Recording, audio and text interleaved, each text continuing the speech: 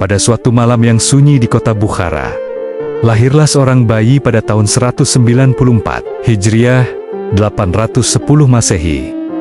Bayi itu diberi nama Muhammad bin Ismail al-Bukhari. Ia kelak akan menjadi salah satu sosok paling berpengaruh dalam sejarah Islam, pengumpul hadis paling syahih yang pernah dikenal dunia. Sejak kecil, Imam Bukhari sudah diuji.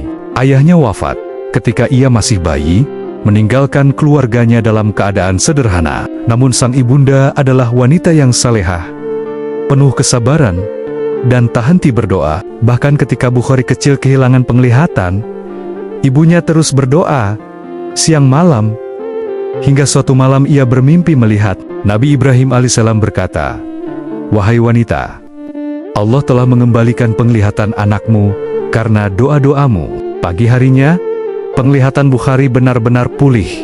Dari situlah hidupnya berubah. Sejak usia 10 tahun, Imam Bukhari sudah hafal ribuan hadis dan mengenal sanad serta perawinya satu persatu.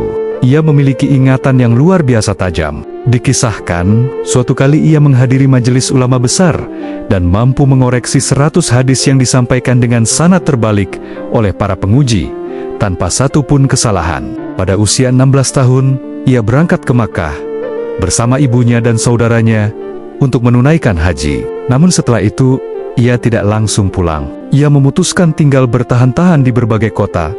Madinah, menulis hadis di samping makam Nabi. Baghdad, berguru pada Imam Ahmad bin Hambal. Mesir, Kufah, Basra, dan Syam, demi memastikan setiap hadis yang ia catat benar-benar sahih.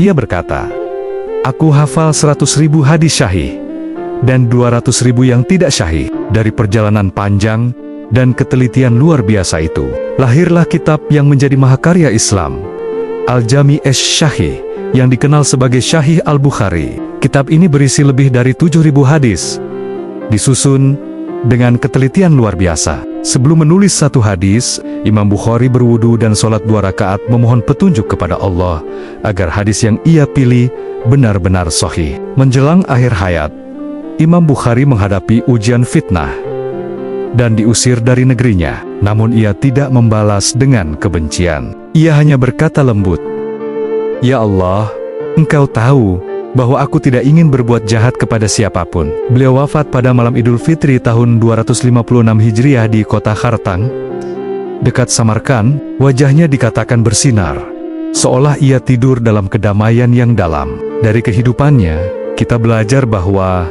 ilmu harus dicari dengan kesungguhan